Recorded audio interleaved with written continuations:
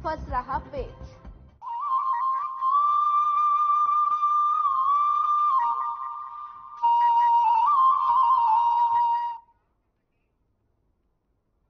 नमस्कार, मैं हूं आपके साथ सोनिया चौहान। उत्तराखंड की खबरों में आप सभी का स्वागत है। रुक करते हैं खबरों की ओर। मुख्यमंत्री पुष्कर सिंह धामी ने राणा थारू विकास भवन में होली मिलन समारोह में प्रतिभाग किया और साथ ही इस मौके पर राणा थारू परिषद के वरिष्ठ जनों पदाधिकारियों ने मुख्यमंत्री का स्वागत किया और साथ ही मुख्यमंत्री ने जनजातीय समाज के लोगों के साथ होली नृत्य भी किया और इस दौरान मुख्यमंत्री ने कहा कि राज्य सरकार ने प्रत्येक वर्ष जनजातीय महोत्सव बनाने की घोषणा की है ताकि थारू जनजाति का इतिहास इसी प्रकार से आगे बढ़ना चाहिए।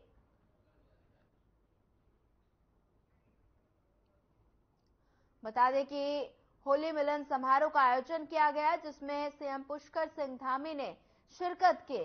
खटीमा की ये तस्वीरें हैं जहां पर सीएम धामी का भव्य स्वागत किया गया और साथ ही मिलन समारोह में पुष्कर सिंह धामी भी लोगों के साथ तस्वीरों में आप देख सकते हैं नाचते नजर आए।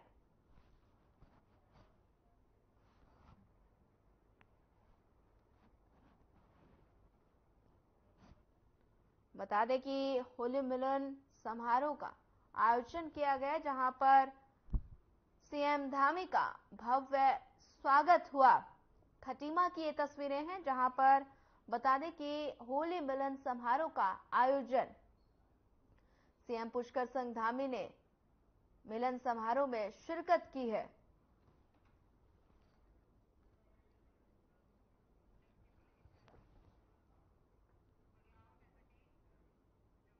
उत्तराखंड के कमाऊं में होली का अपना अलग रंग है। यहां बसंत पंचमी से होली की शुरुआत हो जाती है। अब होली के लिए कुछ ही दिन बाकी है। आपको बता दें कि ऐसे में पूरा उत्तराखंड प्रकृति के रंगों के साथ रंगीन नजर आता है। जगह जगह होली मिलन कार्यक्रम आयोजित किए जा रहे हैं। ऐसा ही एक होली मिलन कार्यक्रम चंपावत में आयोजित हुआ जिसमें सीएम पुष्कर सिंह धामी ने शिरकत की और सीएम ने अपने विधानसभा की स्थानीय महिलाओं के साथ खड़ी होली के गीतों के साथ नृत्य भी किया और सभी को होली की शुभकामनाएं दी। और इसके अलावा सीएम पुष्कर सिंह धामी ने चंपावत में न्याय के देवता गोलज्यू देवता के दर्शन भी किए और देश प्रदेश की सुख समृद्धि की कामना की।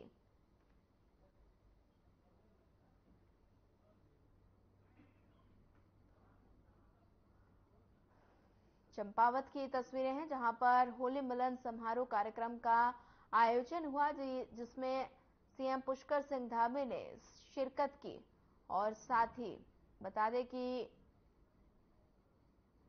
गोलज्जू देवता के दर्शन भी किए।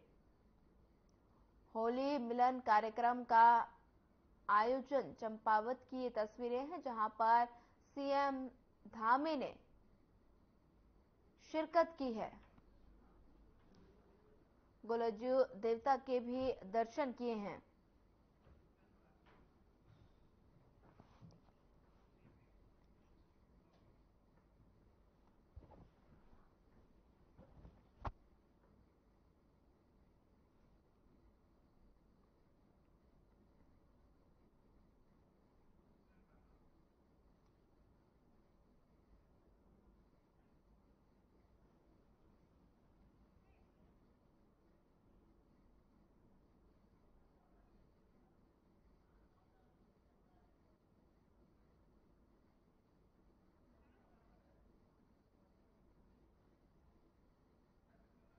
बता दें कि चंपावत की तस्वीरें हैं जहां पर होली मिलन कार्यक्रम का आयोजन किया गया और साथ ही सीएम पुष्कर सिंह धामी ने कार्यक्रम में शिरकत की है।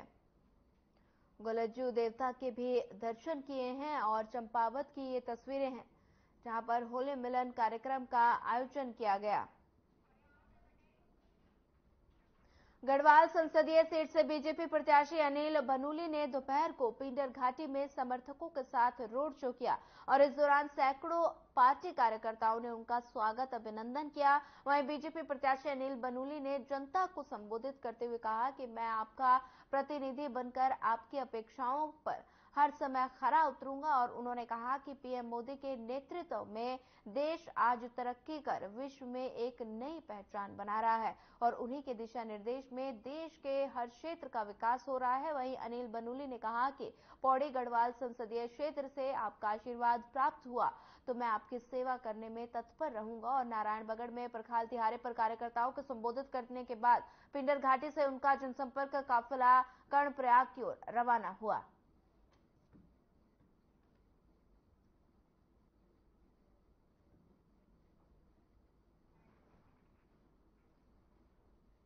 पिंडर घाटी में रोड शो किया गया और साथ ही बता दें कि चुनाव में जनता से समर्थन मांगा। चमोली की ये तस्वीरें हैं, अनिल बनूली ने रोड शो किया।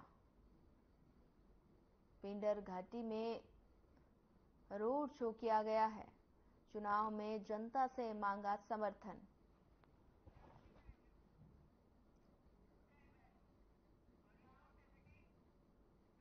आगामी लोकसभा चुनाव को लेकर भाजपा की तैयारी लगातार जारी है और इसी के साथ मतदाताओं को अपने पक्ष में करने के लिए बीजेपी लगातार अभियान चला रही है और साथ ही अब बुजुर्ग मतदाताओं के आशीर्वाद के साथ बता दें कि भाजपा अपने प्रचार प्रसार का शंखनाद करने जा रही है।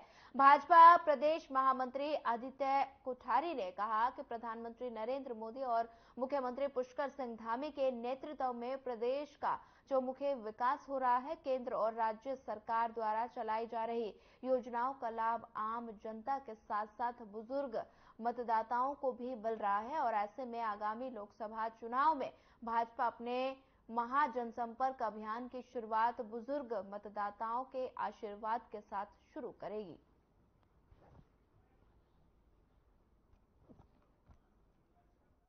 हमारे पांचों प्रत्याशियों के नामांकन कल 22 मार्च से प्रारंभ हो रहे हैं। 22 मार्च को अल्मोड़ा लोकसभा के हमारे प्रत्याशी श्री अजय टमटा जी अल्मोड़ा में नामांकन करने जा रहे हैं। इसके बाद 26 तारीख को अल्मोड़ा के अलावा पौड़ी लोकसभा का पौड़ी में और टिहरी लोकसभा का देहरादून में नामांकन होगा। 27 मार्च को नैनीताल लोकसभा के हमारे प्रत्याशी श्री अजय भट्ट जी रुद्रपुर में नामांकन करेंगे। हरिद्वार लोकसभा से हमारे प्रत्याशी श्री त्रिवेंद्र सिंह रावत जी।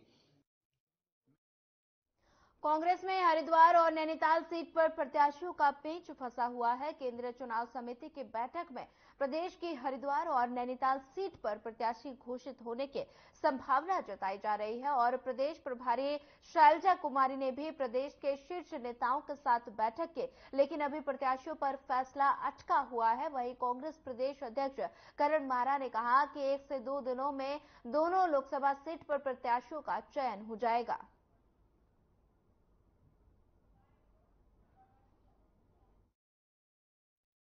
देखिए, इसका उत्तर तो हाईकमान ही दे सकता है पार्टी का, क्योंकि जो हमारी बैठकें हैं वो सीईसी भी हो चुकी, हाई लेवल कमेटी की बैठक हो चुकी। हम सभी लोग अपने जो मत हैं वो हम वहां बता चुके कि मैं क्या चाहता हूं, यशपाल जी क्या चाहते हैं या हमारी स्क्रीनिंग कमेटी क्या चाहती है। अब हाईकमान ने सभी जितने भी प्रत्याशियों की हमने एक सूची बनाई थी, उन लोगों पे पॉजिटिव और नेगेटिव जो भी कमेंट्स हैं उनको नोट किया है और उस हिसाब से वो अपने निर्णय देंगे और मुझे उम्मीद है कि आज एक आध दिन में ये चीजें हो जाएंगी। कांग्रेस में हरिद्वार और नैनीताल सीट पर प्रत्याशियों का पेंच फंसा हुआ है। केंद्रीय चुनाव समिति की बैठक में बता दें कि हरिद्वार व नैनीताल सीट पर प्रत्याशी घोषित होने की संभावना जताई जा रही थी और इससे पहले प्रदेश प्रभारी शैलजा कुमारी ने भी प्रदेश के शीर्ष नेताओं के साथ बैठक की, लेकिन अभी प्रत्याशियों पर फैसला अटका हुआ है। वहीं कांग्रेस प्रदेश प्रवक्ता गरिमा मेहरा दसौनी ने कहा कि कांग्रेस जल्द ही अपने प्रत्याशी घोषित कर देगी, तो वहीं बीजेपी के प्रवक्ता संजीव वर्मा का कहना है कि कांग्रेस में अब कुछ नहीं बचा है। कांग्रेस अभी तक अपने प्रत्याशी ही घोषित नहीं कर पाई। कांग्रेस ने चुनाव से पहले ही अपने घुटने टेक दिए।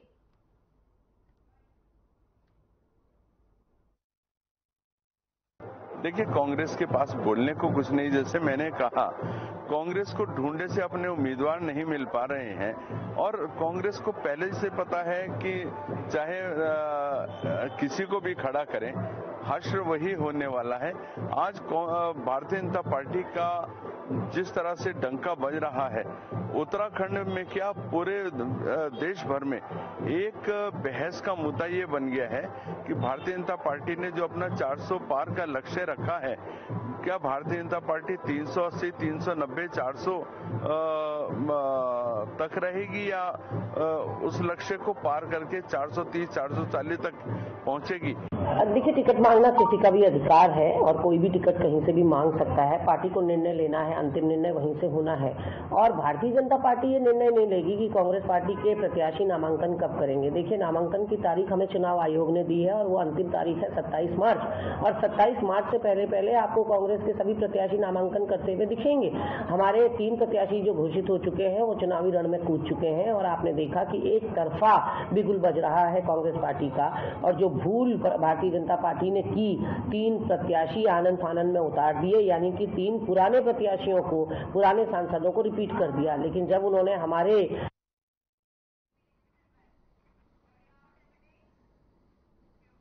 लोकसभा चुनाव से पहले बीजेपी का कुनबा बढ़ता जा रहा है। बीजेपी से पूर्व विधायक रहे महावीर सिंह रांगड़ ने एक बार फिर से बीजेपी का दामन थाम लिया। उन्होंने 2022 में निर्दलीय प्रत्याशी के रूप में धनोल्टी से विधानसभा चुनाव लड़ा था और इस दौरान महावीर सिंह रांगड़ ने कहा कि पार्टी की नीतियों से प्रभावित होकर उन्होंने फिर से बीजेपी की सदस्यता ली है और राज्यसभा सांसद नरेश बंसल भी मौजूद।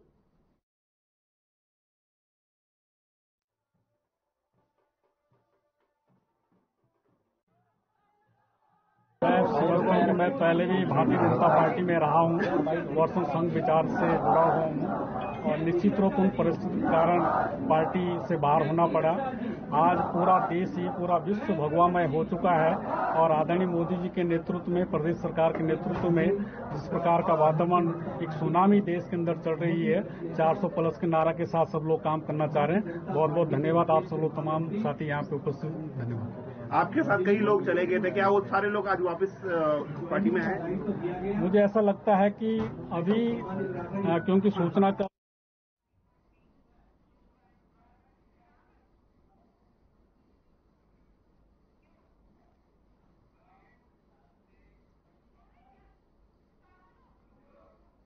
सचिव लोक निर्माण विभाग डॉक्टर पंकज कुमार पांडे ने चारधाम यात्रा मार्ग और बद्रीनाथ मास्टर प्लान कार्यों का स्थलीय निरीक्षण किया और साथ ही उन्होंने जानकारी देते हुए बताया कि भू बैकुंठ धाम श्री बद्रीनाथ धाम में पुल निर्माण के कार्य जल्द शुरू होंगे और साथ ही कार्यदायी संस्थाओं को यात्रा से पहले सड़क सुधारीकरण कार्यों को पूर्ण करने के निर्देश भी दिए हैं। और उत्तराखंड लोक निर्माण विभाग के सचिव डॉक्टर पंकज कुमार पांडे ने बद्रीनाथ धाम पहुंचकर मास्टर प्लान के अंतर्गत संचालित पुल निर्माण कार्यों और बद्रीनाथ राष्ट्रीय राजमार्ग पर संचालित निर्माण कार्यों का स्थलीय निरीक्षण किया। वहीं सचिव लोक निर्माण विभाग ने कहा कि हर साल लाखों श्रद्धालु पूरी आस्था के साथ चारधाम यात्रा पर आते हैं और उन्होंने कहा कि श्रद्धालुओं की यात्रा को सरल, सुगम और सुविधाजनक बनाना हमारी प्राथमिकता है। वहीं बद्रीनाथ धाम में पूर्ण निर्माण कार्यों का स्थलीय निरीक्षण करते हुए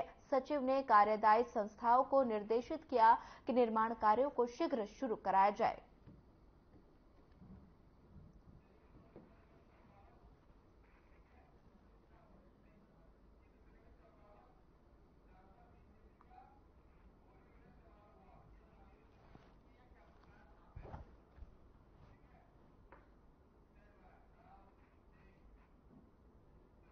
चलिए सीधे लिए चलते हैं आपको चंपावत, जहां पर होली मिलन समारोह कार्यक्रम का आयोजन किया गया है, जिसमें सीएम पुष्कर सिंह धामी ने शिरकत की। क्या कुछ कहा, आइए आपको सुनाते हैं।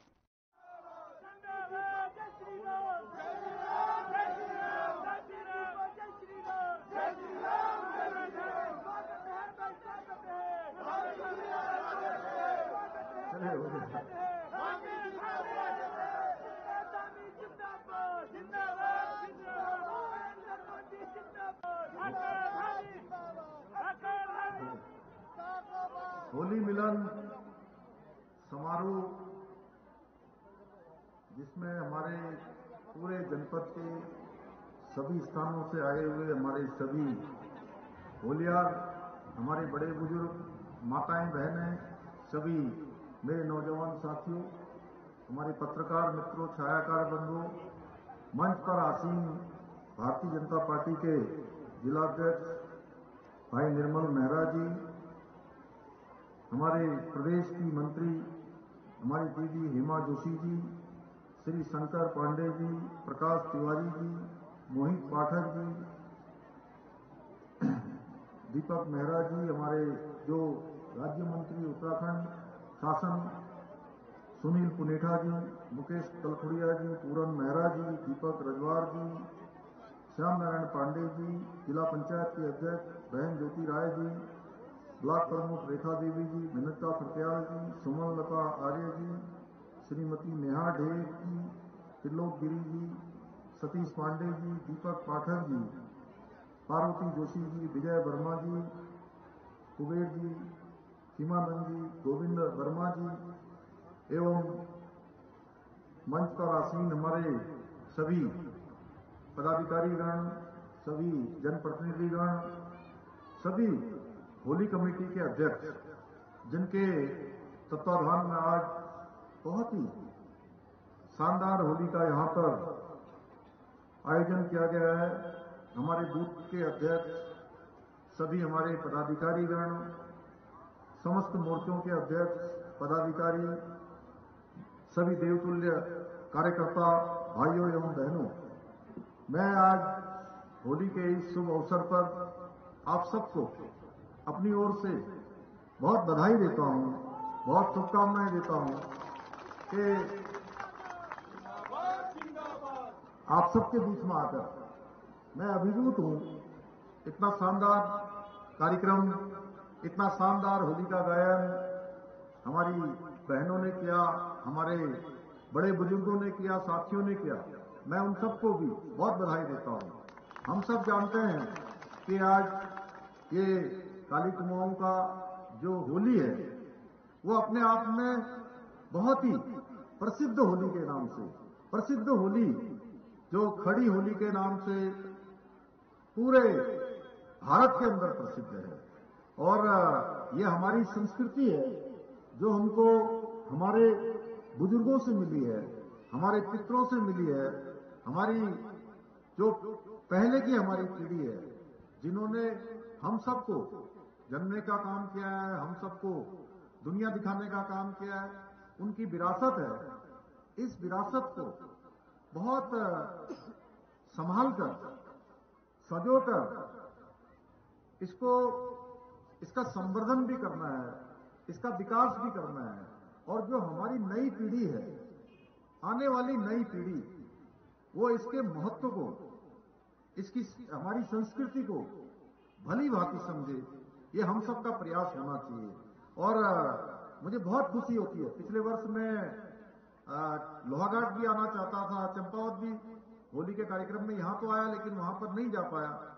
मुझे उसका थोड़ा सा ये लगा कि अवश्य मुझे आप सबके बीच में होना चाहिए। और इस बार मैंने तय किया था, पहले से तय किया था कि कैसे भी होगा, चुनाव का समय है, लेकिन मैं अपने परिवारजनों के बीच में, हमारे परिवार के लोग हैं और उनके इस शुभ अवसर पर, ये जो होली का त्योहार है, रंगों का त्योहार है, अगर किसी के मन में कोई थोड़ा सा भी, थोड़ा छोटा बड़ा कोई छोटी गांठ पड़ी हो, छोटा कोई न्यूनता आई हो, कमी आई हो, उस सबको भरने का त्योहार, उस सबको मिटाने का त्योहार ये होली है। और होली में हम गले मिलते हैं, एक दूसरे को रंग लगाते हैं। और हमारे यहाँ तो पूरे उत्तराखंड में कहीं बैठ के होली होती है, कहीं खड़ी होली होती है, कहीं रंग की होली होती है। और नीचे की तरफ उधर खटीमा साइड में जो हमारे जनजाति के बंधु हैं, वहां पर मरी होली भी होती है। तो अलग प्रकार की होलियां मनाने का हमारा त्योहार है। तो ये बहुत सुंदर आयोजन है, मैं आप सबको बधाई देता हूं। इस बार की होली बहुत विशिष्ट होली है। और इस बार की होली में हमें संकल्प लेना है कि हम भ्रष्टाचारी रूपी जो रावण है, उस रावण को इस होली में पूरी तरह समाप्त कर देंगे। तुष्टीकरण को देश से समाप्त कर देंगे।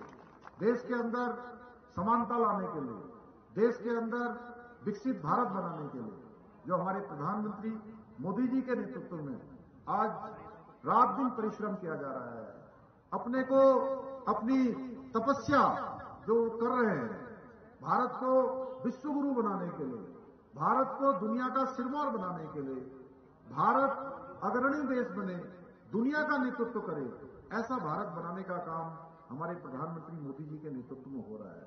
हम सभी जानते हैं कि उन्होंने किस प्रकार से इतना परिश्रम किया है। 10 सालों में जो ऐतिहासिक निर्णय प्रधानमंत्री आदरणीय मोदी जी के नेतृत्व में लिए गए हैं, आज पूरी दुनिया देख रही है कि भारत किस तेजी से आज दुनिया के मानचित्र में अपना स्थान बना रहा है।